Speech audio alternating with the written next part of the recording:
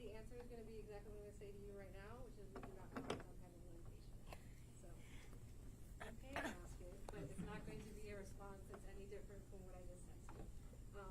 If anybody has an interest in speaking with him after about things that are specific to what we're talking about today, let me know. We can talk about doing like a question or two. Otherwise, do you guys need anything? No? All right. Is there anybody that doesn't want to talk to the director? They already know that? Or you want to wait till afterwards?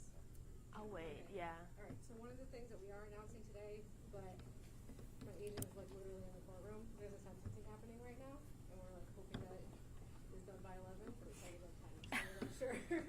So I'm waiting for her to text me, but if they're not able to say it right away as they're standing up there because it hasn't concluded, we'll still get you whatever the result is of that sentencing by the end of the press conference, because it should be resolved by then. What's the case? It's PPC. Thank you. So it's one of it's the 7th to last. So we have, after this one today, there's 6 more sentencings, and then the case has been completed completely. So. All right. Yeah, Oh, that's okay. I know you called me, No, and it's been a little bit of no, a it's couple all good. days, It's so- all work. It's all good. Did was it about this though, or was it about anything else? It was about this, yeah. Okay. So, and I might want to ask a couple questions after, but I'll just let you know once we kind of learn a little more. All right. Sounds Okay, good. thanks. You're welcome. Okay.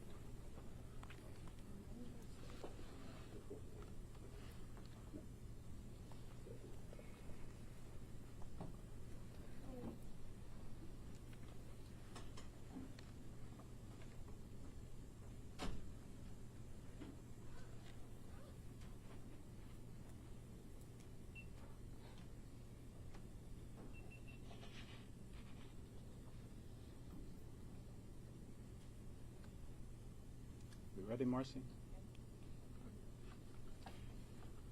Good morning.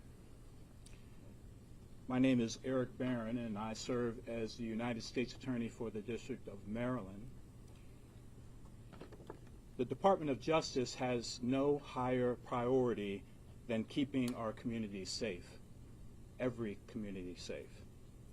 Law enforcement's commitment to teamwork in partnership with the communities they protect drives that mission.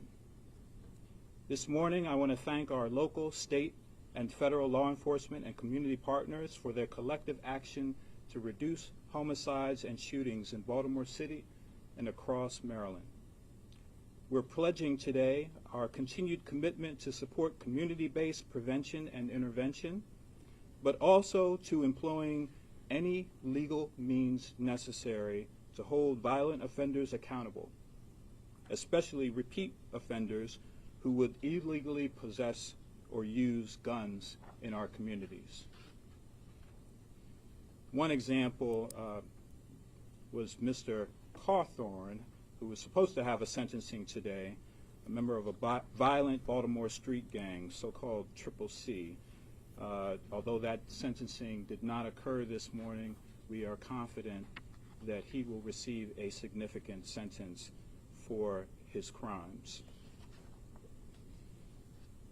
That case demonstrates the important work that we do with the Bureau of Alcohol, Tobacco, and Firearms and Explosives, an agency that punches well above its weight in the fight against gun violence. In fact, I'm very honored to be joined here today by the Director of the ATF, Steve Dadelbeck, along with Special Agent in charge of the ATF's Baltimore Field Office, Tony Crosby, Commissioner Richard Worley of the Baltimore Police Department, Baltimore City State's Attorney Ivan Bates, Jared Forget, Special Agent in charge of the DEA Washington Field Office, Acting Special Agent in charge of the FBI Baltimore Field Office, Joe Rothrick, Special Agent in charge of Homeland Security's investigations for Baltimore, James Harris, Acting United States Marshal for Maryland, Matthew Silverman, Superintendent of the Maryland State Police, Colonel Roland Butler, Jr., and the Executive Director of the Intelligence Investigative Division of the Maryland State Department of Public Safety and Correctional Services, Errol Edding. After this past year's significant drop in homicides and shootings, I hope the efforts of the public servants represented here today, along with so many others, demonstrates that we are headed in the right direction. I want to first commend the public servants of the Baltimore Police Department on doing more with less than seemingly ever before, and doing it through increased training and community engagement. Local law enforcement is part of the backbone of any public safety effort. I want to thank my old colleagues at the Baltimore City State's Attorney's Office for their continued grit. I know firsthand the late nights, time away from families, and hard work that you do every day to make us all safer.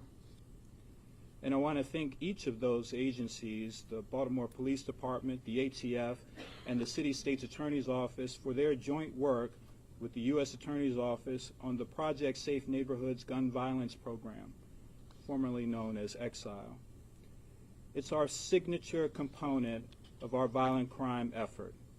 Under this program, we jointly screen gun cases, identifying the worst of the worst for federal adoption. In fact, from 2022 through 2023, we've taken more Baltimore City defendants for federal prosecution under this program than the office has in at least 15 years. I want to thank the state of Maryland, including Governor Wes Moore, former Governor Larry Hogan, and the General Assembly for their support and funding for special federal prosecutors, investigators, and support professionals to augment Project Safe Neighborhoods. Also, many thanks to the state agencies, including the Attorney General's Office, the Maryland State Police, and the Department of Public Safety and Correctional Services for their assistance. our partnership with the state remains as strong as ever. With the support of the governor, when I asked the Maryland State Police for additional policing support, they came up with a regional interdiction initiative. With the support of the governor, when I asked the Department of Public Safety and Correctional Services leadership to consider a deterrence and support strategy, they stepped up with strategic knock and talks with at-risk probationers. And with the support of the governor, when I asked Secretary Carolyn Scruggs to renew the partnership with the United States Marshals Service, she made it happen. I want to thank the FBI for their unflinching and invaluable analytical support, superior investigative expertise, technical assistance, and for their help in establishing and leading Baltimore Region Violent Crimes Task Forces. I want to thank the DEA for their investigative efforts, often at great risk to agents' lives, and particularly for their work in mitigating the fentanyl crisis in Maryland. When we emphasized to the DEA our focus on individuals driving violence, they more than stepped up with Operation Overdrive. I want to thank HSI for their aggressive investigations and support on transnational crime and threats, which has led to the most dangerous individuals in the region being held accountable, including many MS-13 gang members. And I want to thank the United States Marshals Service. When I asked for additional operations, these individuals went above and beyond these past 2 years in apprehending accused violent criminals and ensuring justice is not delayed by fugitives. But we don't need to fill up jails to make communities safer, and that's not what's happening. We remain committed to community partnerships, such as with ROCA Baltimore, focused on prevention and intervention initiatives for those at risk of committing violence or being victims of violence. A key component of our prevention and intervention effort has been the United States Attorney's Office's anti-gun violence campaign, anchored by reentry fairs, community walks, and a public service campaign. I'm encouraged that each of our law enforcement partners are involved in efforts with similar aims. Going forward, we will continue investigating and prosecuting large RICO cases like the one in court this morning, but we will also continue to employ strategic and preventative law enforcement measures, especially by using any legal means necessary to remove those who illegally possess or use guns in our communities. To conclude, I want to again thank every partner represented here today, along with so many others involved. We will work hard to maintain our public safety efforts on behalf of all of our communities. Next, I'm very proud to have here today an alum of the United States Attorney's Office for the District of Maryland, ATF Director Dedabet. Welcome, sir.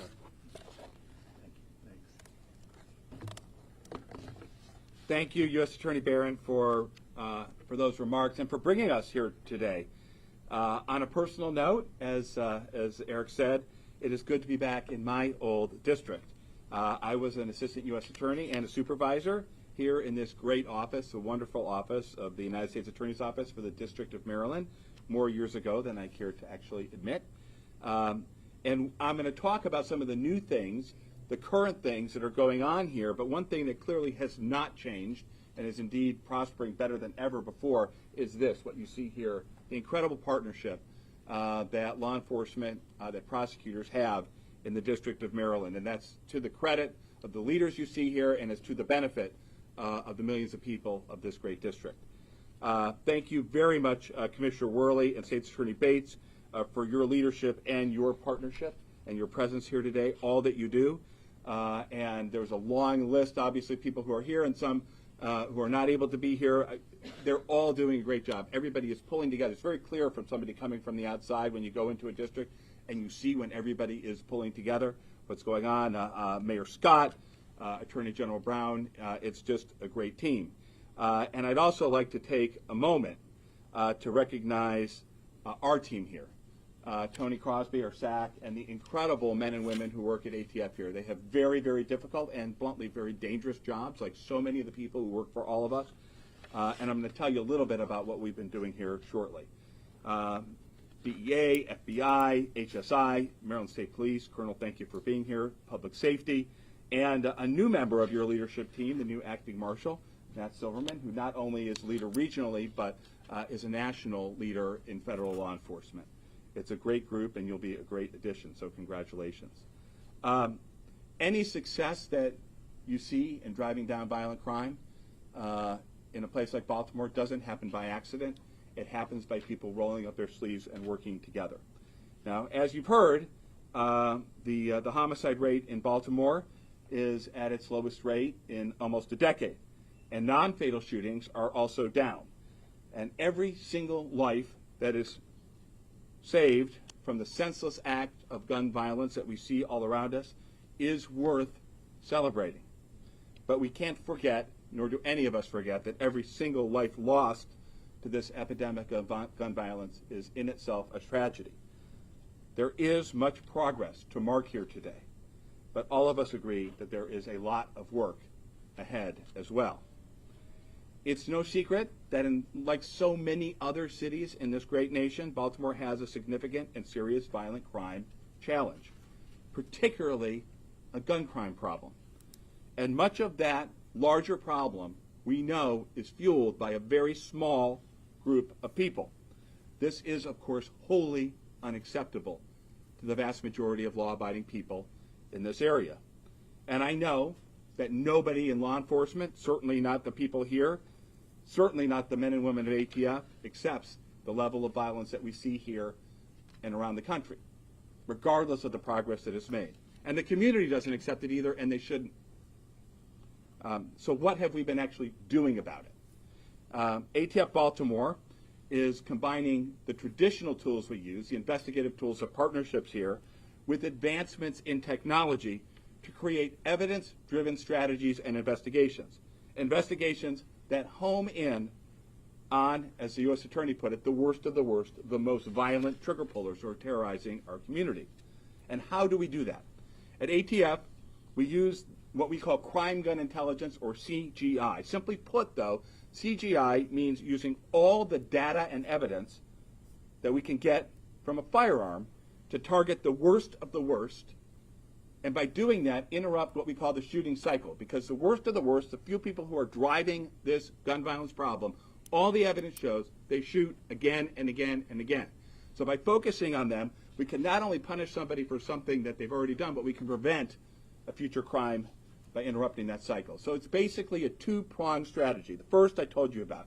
We use this crime gun intelligence to identify the shooters, the worst of the worst, and we get them off the streets because they're a danger to the community. And they won't shoot again. They're where they belong.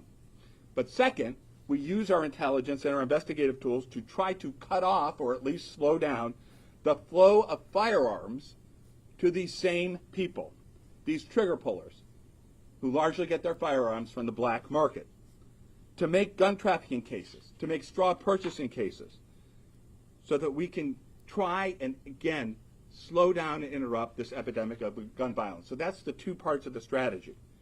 At the center of what we call crime gun intelligence is something called NIBIN, which is the National Integrated Ballistic Information Network.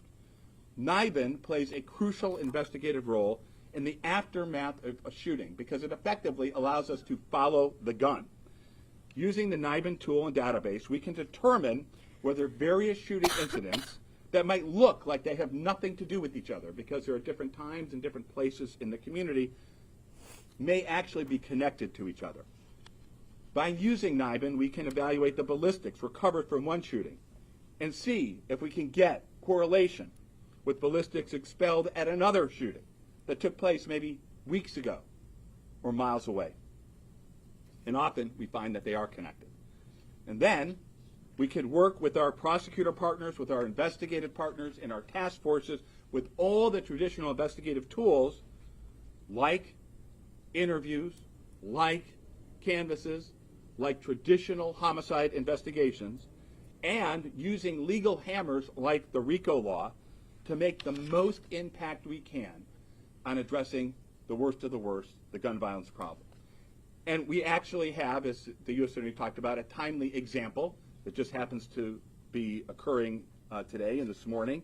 The ATF-led investigation, the Triple C gang, which has led to guilty pleas of 34 members and associates of that gang, and one of the gang's leader, Corey Cawthorn, who you heard is in the process of being sentenced. But let me tell you something about the broader case, because this case is actually a great example of how you put together a case using the most modern investigative tools and leads generated by this crime gun intelligence, and then use the RICO statute to paint the whole picture. When we use crime gun intelligence to identify repeat shooters, to connect things, the identification of the worst and the worst, everybody wins, because we focus not on entire communities, but on the actual people and individual and groups that are actually committing the crimes, that are doing the shooting. Our great SAC, Tony Crosby, will tell you a little bit more about how the brave men and women of ATF work day and night to try and do that with our partners. But it's interesting that today, as we talk about the whole year, there's this example playing out in real time of the kind of work that's going on. You'll hear that this isn't the only time this works repeatedly. Here in Maryland this year, the 9 different NIBIN machines operating throughout the state, they acquired 4,259 pieces of ballistic evidence and 7,296 test fires, which generated evidence to be correlated, and it generated leads. How many leads did it generate in active cases? It generated 3,447 leads, all linked to this new crime gun intelligence effort. That means more and better cases. And working with our law enforcement partners, the ones you see in front of you, ATF, working with them, has identified those shooters, those trigger pullers, and working with our prosecutorial partners, both federal and state, we have brought, on the federal side first, 150 federal cases involving somewhere around 200 dangerous people involved in firearm offenses this last year in 2023 alone. And as the U.S. Attorney said, these are not just targets of opportunity. These are people who are linked to incredibly dangerous conduct. And that is in addition to the other cases that we do with our incredible local prosecutorial partners who are bringing cases as well. And this isn't just here, but this is a great example. We're doing the same thing in places like Memphis, Minneapolis, New Orleans, Cleveland, Rochester, New York, you name it. So I want to end with 2 messages. First, to the good people of Maryland and Baltimore, we're not done by a long shot. We are committed to respecting and protecting your rights as an American citizen to be safe, to live in peace, to not have to worry about getting caught in the middle of a gunfight or catching a stray bullet from a drive-by. Of course, we're pleased with the significant decline in homicides and shootings, but that doesn't mean we accept the current level of violent crime. We don't. It is still too high, and as I said, there's more work left to do. And my second point isn't aimed at the law-abiding citizens, the vast majority of people. It's aimed at the few people out there who are committing these violent acts. Make no mistake, we're going to find you too. The good people of Baltimore deserve to be rid of the fear of violence that you are propagating on this community. And remember, as you look around in the community, the great people of Maryland, as you look up here at this stage, just remember that sometimes we're quiet, but there are way more of us than there are of you. So I want to say thank you. Thank you for having me back to this great office and to work with these incredible partners. And now I have the honor of introducing the Special Agent in Charge, the SAC of the ATF Baltimore Field Division, Tony Crosby, to tell you a little bit more about the things that are going on.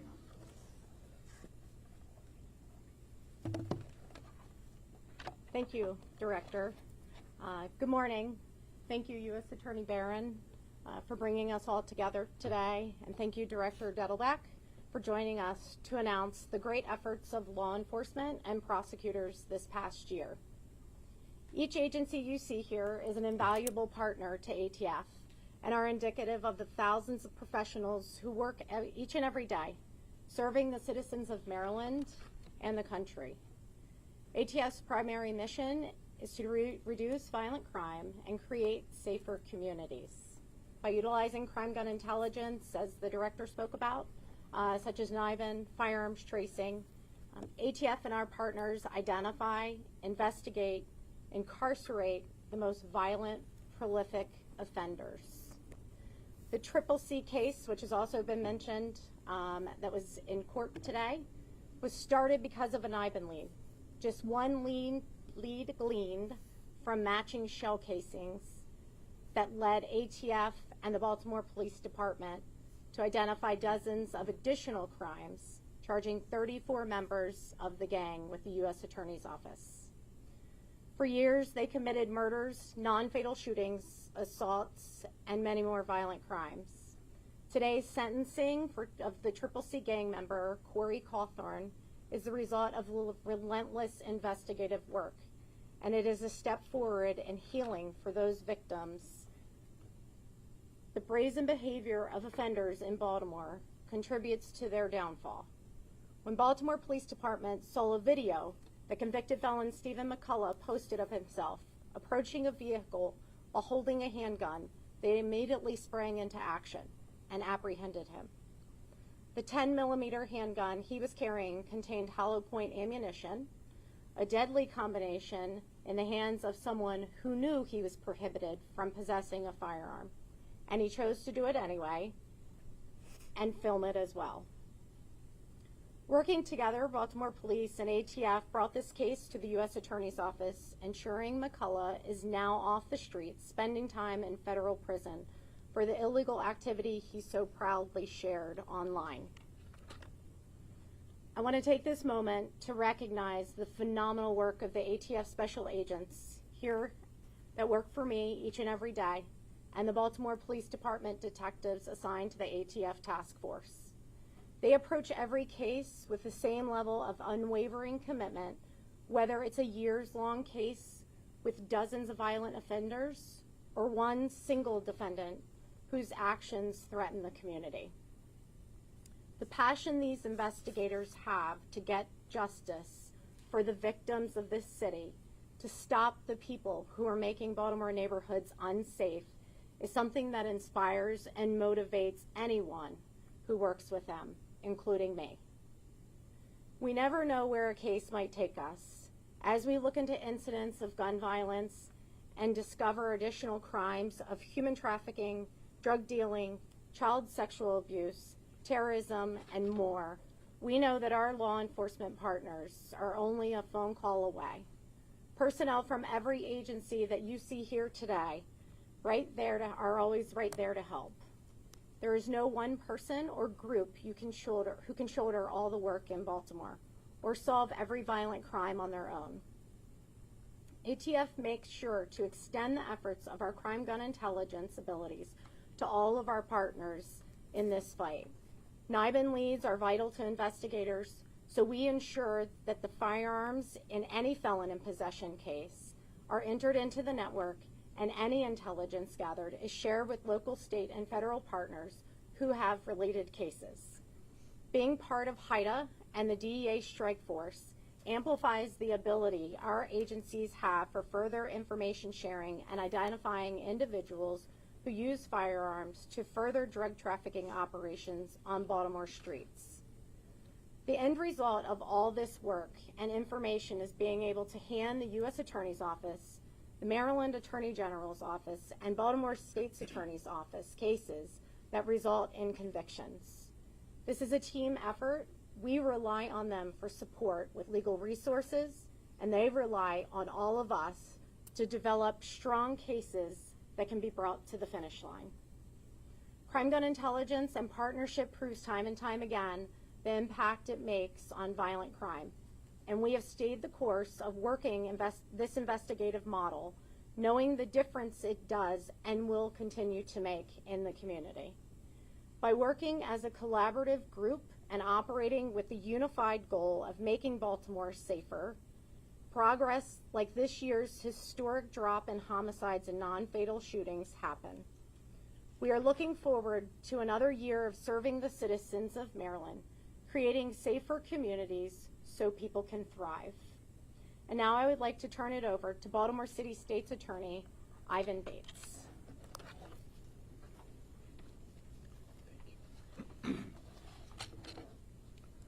Good morning.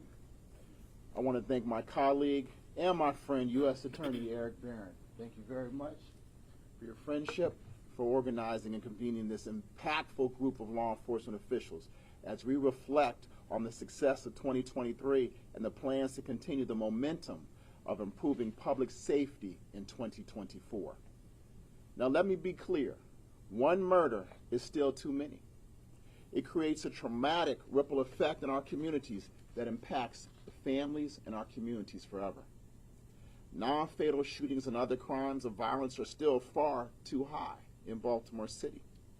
There is still much work to be done, but it's essential for all of us to assess and reflect on what is working and what isn't. We must continue to decrease homicides each and every single year. There can be no question that the drop from 333 homicides in 2022 to 263 homicides in 2023 resulted from an unprecedented collaboration between various levels of law enforcement and supporting governmental agencies. My office sent more cases to the U.S. Attorney's Office this year than ever before, allowing us to ensure violent offenders face stiffer, severe penalties and lengthier sentences, keeping the streets of our city safer. This is compared to 2022. Our homicide division also increased its win total. In 2022, there were 98 homicide convictions from our office. In 2023, there were 136 convictions. As my office, in partnership with agencies standing here before all of you today, we look forward to 2024. We intend to keep this momentum going, holding people accountable for their actions and improving public safety. My team and I will introduce a legislative package in Annapolis to address issues around juvenile crime, diminution credits, motions to modify, and more that will help to make us safer in Maryland. Our first year in office has been both gratifying and enriching. I am humbled by the talented people I work with each and every single day that are not only state's attorneys, but the support staff, as well as many of the individuals that you see here and the people that you see behind the scene that are behind each and every single individual up here. Whether it's the Baltimore City Police Department, the men and women that are out there on the streets working each and every single day, allowing us, the citizens of Baltimore, to be safer, as well as our state and federal partners. Thank you, everyone, for being here today. I look forward to this continued collaboration. I'd like to introduce my friend and partner, Commissioner Richard Walker.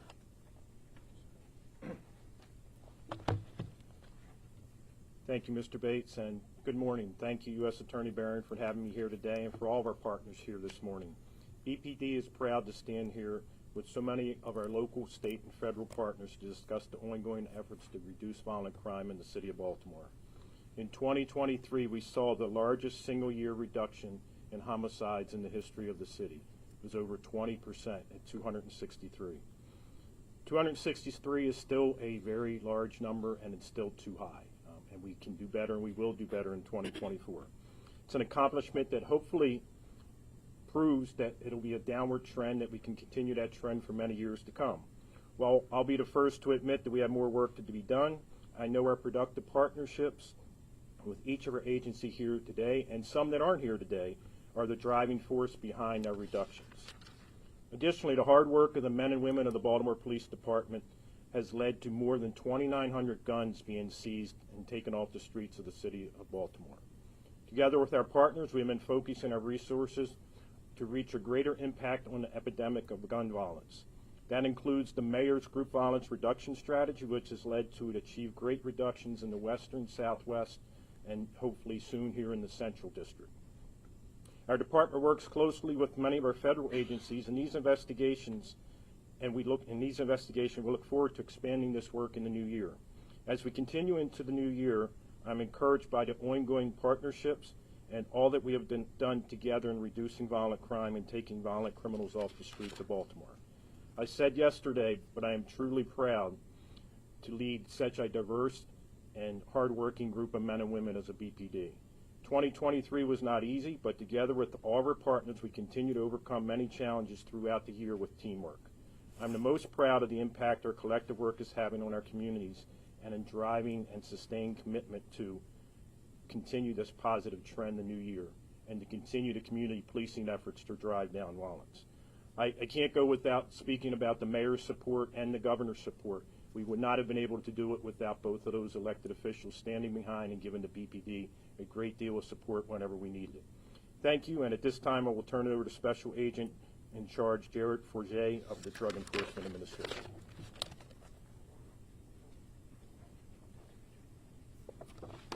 Thank you, Commissioner, and good morning, everybody. Echoing the words of U.S. Attorney Barron and my colleagues, DEA works tirelessly to safeguard the American public by carrying out daily investigations and operations to disrupt and dismantle drug trafficking organizations and criminals that pose a threat to our communities and put citizens in great danger. Drugs are directly related to crime, the effects they have on the user's behavior, and by generating violence and other illegal activities, including firearms-related incidents and homicides. Among the reasons for this violence are the criminals' competition for customers, drug markets, as well as disputes and rip-offs among gangs. Since 2022, the DEA has been carrying out Operation Overdrive in 4 cities in our area, including Baltimore. Operation Overdrive is a data-driven, intelligence-led initiative that uses national and local crime statistics and CDC data to identify hotspots with drug-related violence and overdose deaths in communities across our country. We have mapped the most dangerous and ruthless drug trafficking organizations that operate in the DMV and have directed our resources towards dismantling and prosecuting these organizations. We are seeing the results. Our collaborative efforts have led to the seizure of record numbers of illegal drugs and firearms, as well as many impactful federal and state prosecutions. There is always more that can be done, and we have the power to make a difference. DEA's primary focus still is to combat drug-related violence and fentanyl poisonings in our neighborhoods. This is of utmost importance to me personally, especially since many of the individuals that have lost their lives to fentanyl did not even know that they were consuming fentanyl. Let me be clear. Drug-related poisonings, fentanyl poisonings, is violent crime. Recently, DEA Administrator Ann Milgram shared that our DEA labs found that 7 out of every 10 pills contain a potentially lethal dose of fentanyl. And definitely 1 pill can kill, especially considering that only 2 milligrams of fentanyl is enough to kill a person. And that's enough that can fit at the end of a pencil. And actually, fentanyl continues to be the primary driver of overdose mortality in Maryland. The efforts outlined today by U.S. Attorney Barron, ATF Director Dettelbach, and my colleagues, ranging from data mining and analysis, tactical operations, and ultimately successful prosecutions and convictions, demonstrate that by working together, we are systematically dismantling street gangs and the criminal networks that cause violent crime in our neighborhoods. I'm privileged to work with such an exceptional group of men and women devoted to keeping our communities safe. Together, we are sending a resounding message to drug trafficking organizations, their leaders, and anyone facilitating their illegal activities that we will not tolerate such actions, and we will work tirelessly to bring them to justice. Thank you all, and it's my pleasure to pass the mic to the FBI Acting SAC, Joseph Rothrock. Good morning. First off, I'd like to thank U.S. Attorney Barron for bringing us all together here today. My name is Joe Rothrock. I'm the Acting Special Agent in Charge for the FBI Baltimore Field Office. Every day, the FBI works closely with our law enforcement partners here in Baltimore and across the state of Maryland. We do this to identify and combat violent criminals, as well as other threats facing our communities. The FBI recognizes that working together is critical. We do this through our many task forces, focused on violent crime, gangs, drugs, organized crime, and child exploitation. Simply put, law enforcement is stronger and more effective when we work together. Through our task forces, we leverage our collective strengths and resources of each agency to combat crime.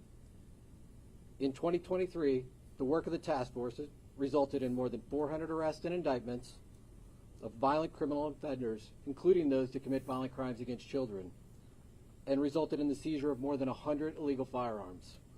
We are dedicated to the city of Baltimore, and our resolve will not waver to bring those to justice who terrorize or threaten the communities and streets and neighborhoods where we live. In the years to come, we will remain laser focused on working together to make the community safer for all of us. Thank you, and I will now turn it over to James Harris, Special Agent in charge of the Department of Homeland Security Investigations, Baltimore.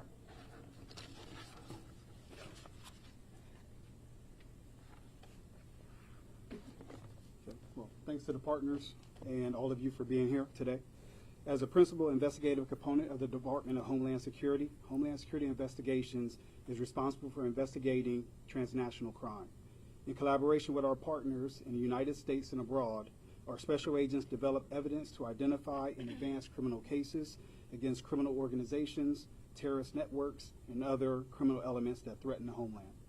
Through a combination of comprehensive strategies, partnerships, and community engagement, we have made substantial progress in curbing the frequency of gun-related violence in Baltimore. We have fostered relationships among law enforcement and prosecutorial partners that are here today. We coordinate efforts, share intelligence, and leverage resources in a unified approach to combat illegal gun trafficking, apprehend violent offenders, and hold perpetrators of gun violence accountable. Our efforts throughout our Maryland communities have resulted in a reduction of homicides in Baltimore by 19%, while non-fatal shootings are down almost 9%. While we celebrate this success, we recognize that our work is far from over. We are committed to sustaining and expanding our efforts to further reduce violent gun crime in and around Baltimore in 2024. I want to express my gratitude to the dedicated law enforcement officers, public servants, community leaders, and citizens who have contributed to our progress in reducing violent gun crime. Together we have made meaningful impact, but there is much more work to be done. By remaining steadfast in our commitment to public safety, we can create safer and more vibrant communities for all. And with that, I'd like to introduce Acting U.S. Marshal Malcolm Silverman. Thank you. Good morning, everybody. It's so wonderful to be here at a positive press conference to talk about all the great work of our law enforcement partners, our community members, and the reduction of violent crime. I want to thank all of our federal, state, and local partners who every single day make us a safer community to live in. Without them and without the community showing their positive support for us, we would not be so successful. I want to thank United States Attorney Barron for his relentless desire to make Maryland safer for all. United States Attorney Barron continues to push the United States Marshal Service and request more fugitive operations to be conducted than anybody previously to him. It's showing what these operations can do. I also want to thank our Baltimore City State's Attorney, Ivan Bates, for your willingness to prosecute the state cases. This is definitely having a huge impact on crime reduction throughout Baltimore and Maryland. And lastly, I want to thank Baltimore City Commissioner Worley. Since you have taken over as commissioner, I've noticed a change in the demeanor of your staff. Because of you, their work productivity is up and crime is down. The U.S. Marshal Service is out on the streets hunting down fugitives on a daily basis, the most violent fugitives on a daily basis. On top of the daily activities, the Capital Area Regional Fugitive Task Force and other law enforcement partners conducted 3 major task force operations this past year. 2 Operation Washouts and 1 Operation North Star 3. The work of the United States Marshal Service in the District of Maryland and other law enforcement partners and the community assisted in the apprehension of 1,353 fugitives in the state of Maryland. 169 of those were arrested for homicide. We recovered over 71 firearms and 84 pounds of narcotics. The United States Marshal Service would not be so successful without the help of our 23 local, state, and federal partners throughout the state of Maryland, and of course, the community. In 2023, the United States Marshal Service in a whole arrested 73,362 of the most violent fugitives. This included over 10,000 sex offenders, several thousand homicide suspects, gang and organized crime members, 1,500 transnational fugitives, and we arrested 5 of our U.S. Marshal Service top 15. On top of that, we have an average population in our federal facilities of 59,308 prisoners. I want to thank all of our partners that are up here today. I want to thank the ATF Director for making his way down here from a very busy job in D.C. I want to thank U.S. Attorney Barron for getting us all together. The work has not stopped, it only has begun, and we'll continue to make sure that Maryland is safer moving forward. Thank you very much. Thank you, Acting Marshal Silverman. Marshal Silverman just so happens to be president of the Federal Law Enforcement Officers Association.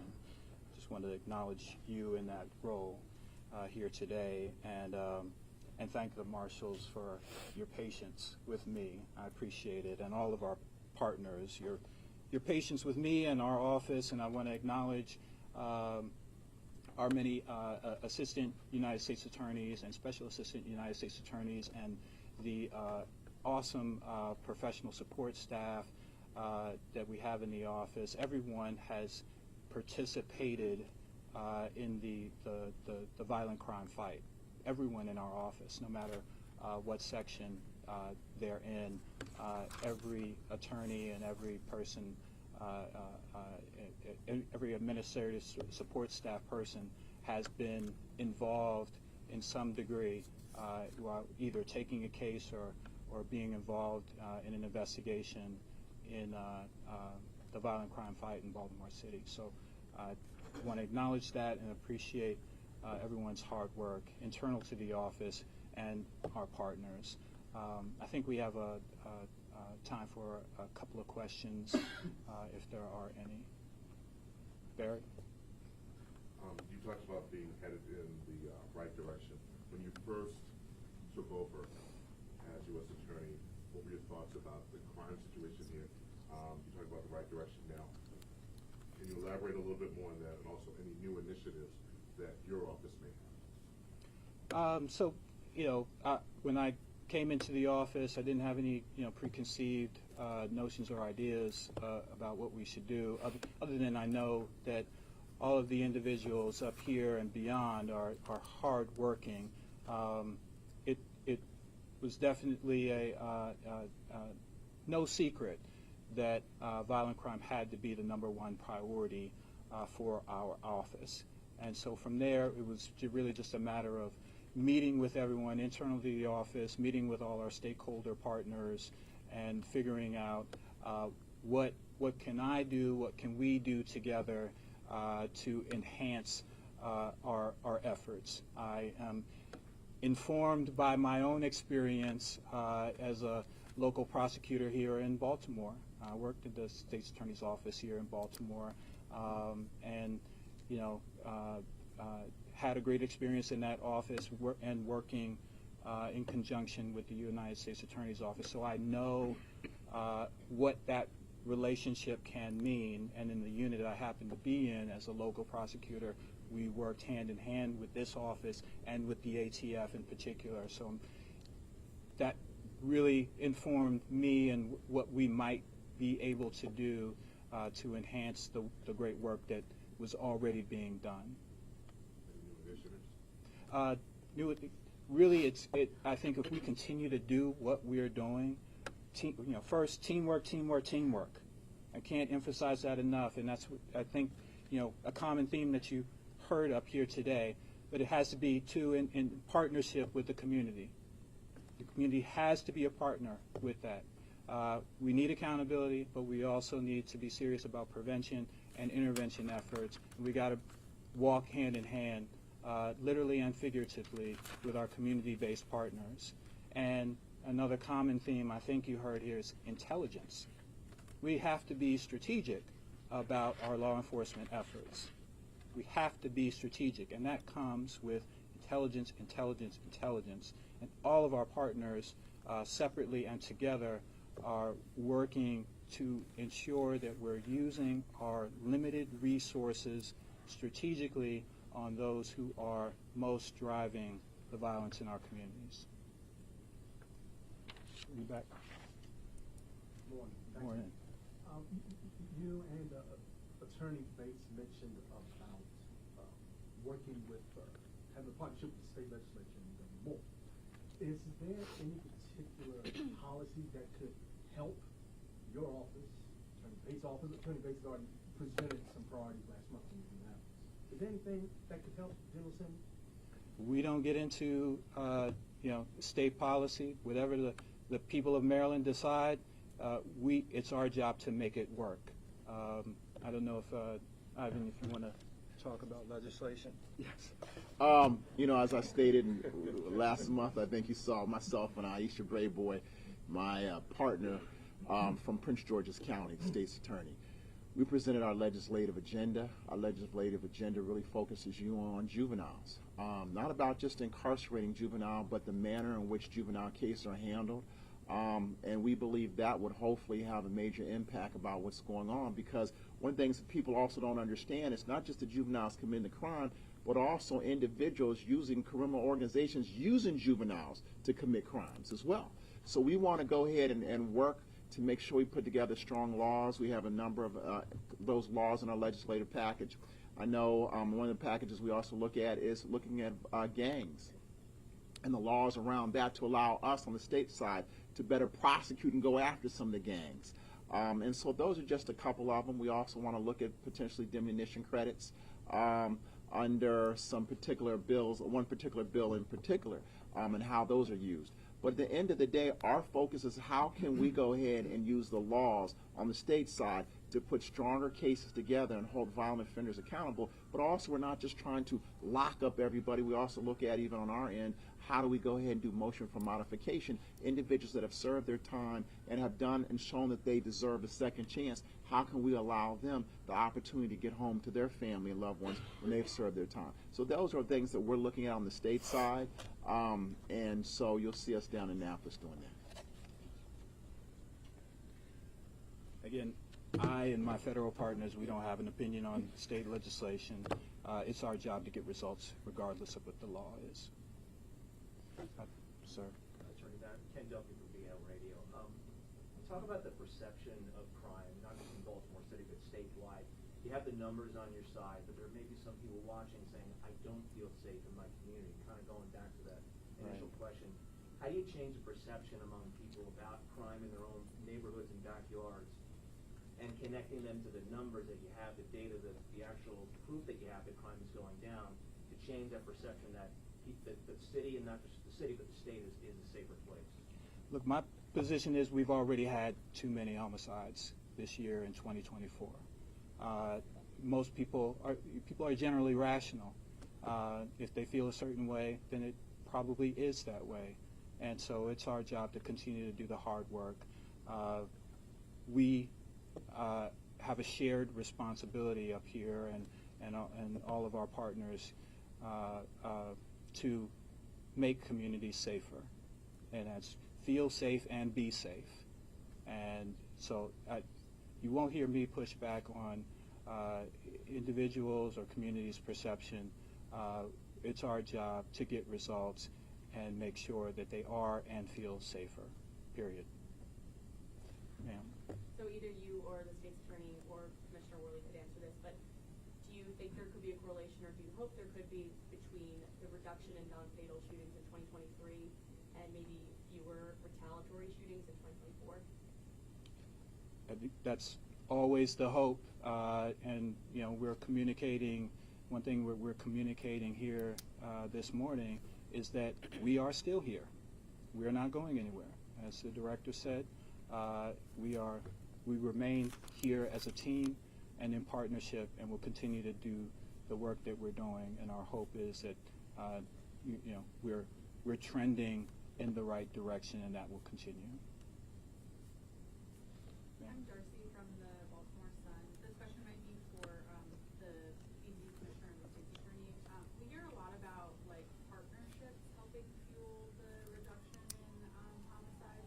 I'm just wondering, like, is that just a matter of putting different personalities in different positions, or are there like processes that have changed? Like, what's behind the scenes in terms of those partnerships? Yeah, one of the biggest processes that has changed is we have a monthly meeting, not with just Mr. Bates and I have a monthly meeting with just he and I, but we bring our teams together and we meet. We talk about things that we can do better, things that we didn't do well, and what is going right. So I think the constant communication between the offices and the fact that we have our homicide detectives, our non-fatal shooting detectives are working where we're getting a few more warrants than we were in the past. But some of those things that it's just the relationships and the communication I think is a lot better.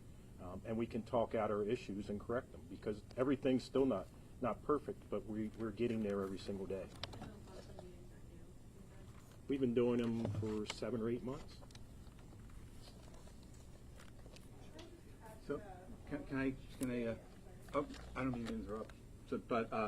So a lot of what I think, you know, as somebody who's now, like so many people who have been in this for decades, a lot of what you've heard, though, sometimes as law enforcement, we use different words, but a lot of it is institutionalized and is not based on personality. So every operation that you heard about here from almost every single person is a result of an organized task force, right? So there's a task force. You walk into a room, you walk into an ATF office, you walk into a Baltimore police squad room, you walk into a Marshals staging area, and there's a bunch of people with badges, and you don't even really know who they work for. They're all working together on the same case every single day over and over and over again.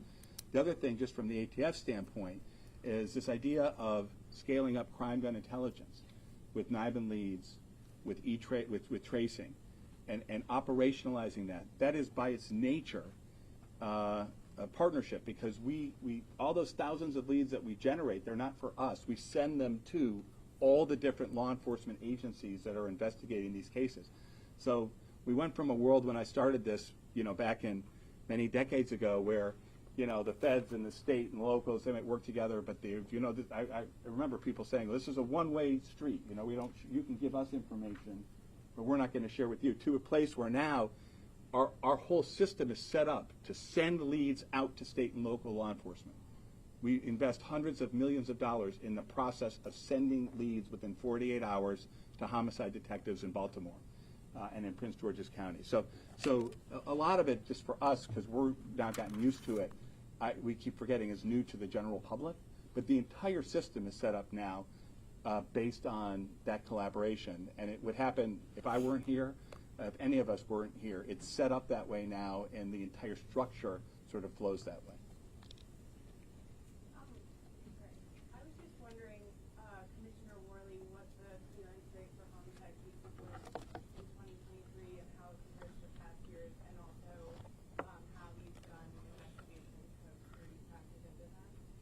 The clearance rate for 2023 was right around 45 to 46%, and it's a little higher than last year.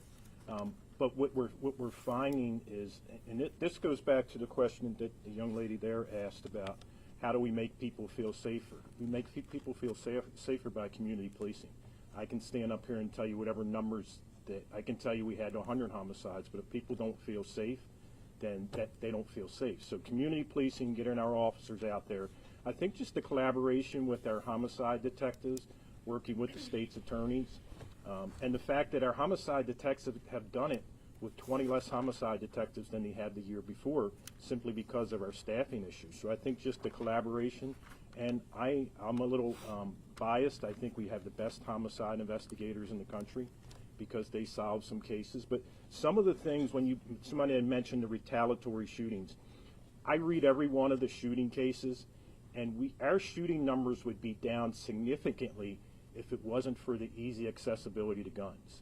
Because things in the past that turned out to be fistfights ended up being somebody pulling a gun and shooting someone this year. Things that in the last couple years. So that's the problem that's driving our gun violence, is the amount of guns that are out there and the easy accessibility to everyone.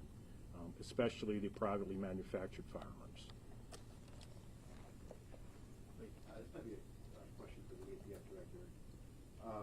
The police commissioner just mentioned the proliferation of guns, the ease of access. You were talking a lot about crime gun intelligence, e-trace data.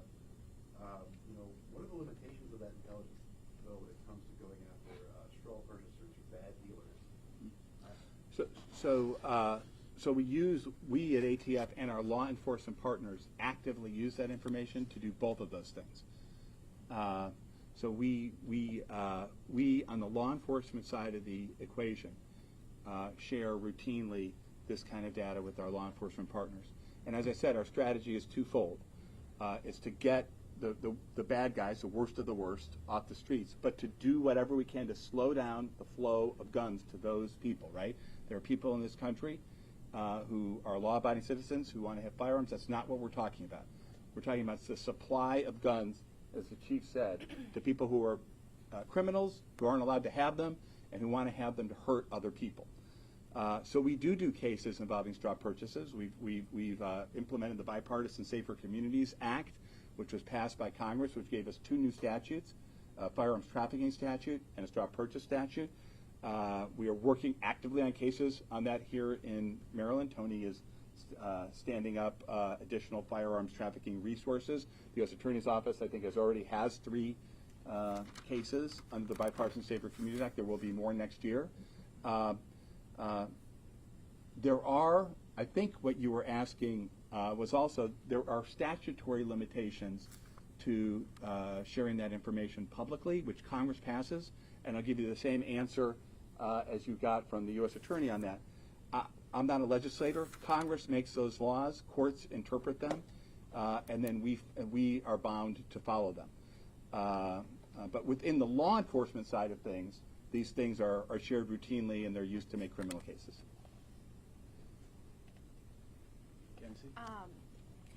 When you're talking about partnerships, working with, especially in the city, the state's attorney's office, yesterday we saw a state charge was dismissed because a federal search warrant remained sealed involving the same suspect or the same investigation. Can you talk about how the partnerships work when there seems to be state and federal concurrent investigations happening, and some investigations may take longer than the others, resulting in charges getting dropped like we saw happen yesterday? So how does the partnership actually work when we're seeing cases get dismissed, but the federal side, perhaps it's still opening, still going on? Sure, I'll try to answer. I'm not familiar with the specific case that you're it was a safe streets worker yesterday. But, I mean, in practice, so, you know, the leadership up here and our front offices, we're constantly communicating informally. We have set periodic meetings together, but at the line level, you know, it's almost seamless. So I bet and can promise you that on whatever that individual case is, it didn't come as a complete surprise to the people who are working it on the ground, and you wouldn't see it, the public wouldn't see it. You know, there's gaps that there that you're not seeing that are being filled by our offices who are communicating all day, every day, and coordinating as best possible. Is it always perfect? No, but you know, I can promise you that our teams are working together on that case and many others in ways in which the public wouldn't see. I have a question for the ATF Director. Also talking about the benefits of partnerships and collaboration, do you believe that if city officials in Baltimore, but not the public, had access to that kind of crime data, that you would be a better partner? So again, I'll sort of answer this. I think that you're asking a different version of the question that the gentleman asked, which is on the law enforcement side, we actively share. So the people up here you're seeing, including the police department, the law allows us to actively share information to make cases, which we do. In terms of the public release of information or information to non-law enforcement personnel, Congress has set restrictions on that. The Congress sets them. The courts then interpret how far they go, right? What they cover and what they don't cover. And we will abide by whatever the courts decide. If the courts decide you can release things, we release them. If the courts decide that you can't, that's up to Congress to decide. And as a law enforcement person, I kind of leave those things up to Congress to decide, and the people obviously are part of that process. But we live with the result. One more question. A couple broad trend questions. Baltimore not the only city to see pretty sharp declines in homicides nationwide. I'm curious what similarities Baltimore has to some other cities, and also what might make it unique. And then secondly, we heard when cannabis was legalized that it would drive down violent crime. I'm wondering if you're seeing that in the data yet here locally. In terms of the first part of the question, I don't know. I'll tell you right up, I don't know the answer to the second part of the question. In terms of the first part of the question, so the gun crime problem is really interesting and challenging because unlike some other really important serious crime problems, a terrorist problem, even to some extent dealing with cartels, right, looking for DEA, right, right, we face like a multi-pronged problem that looks way different depending on the city. So gun crime in El Paso, Texas looks way different than Baltimore, looks way different than Fargo. These are all places I'm going or have gone, than Phoenix and Seattle. You know, so it's very, very hard to draw conclusions from one place to another. But what we try to do is to kind of look at what works in different places, to study it, to look at the numbers, and then when something works, we try to sort of seed it around. And part of the things you're seeing here today are part of that process, right? So Crime Gun Intelligence Center, CJICs, which were stood up here, I think, about 4 or 5 years ago, right, that Tony, you know, runs. You heard about North Star, right? I mean, some of these strategies, the DEA is focused like a laser on the cartels. Everything that they do, you know, they trace back evidence. So those parts of it, right, we try to seed around to places. But the real important thing for me as the out-of-towner is to let these folks figure out what's best for Baltimore. They know way better than I do the streets here and what's better. So it does look differently here than in other places. Crime looks different, and then the response to the crime looks different. But I'll defer to somebody who actually is here.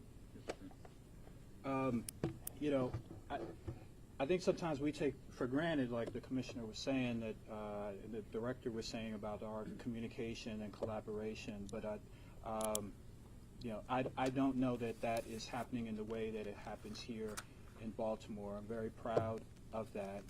At our best, our office is a convener, a facilitator, we help coordinate, but we're all doing that. I can't emphasize enough the teamwork that is occurring here.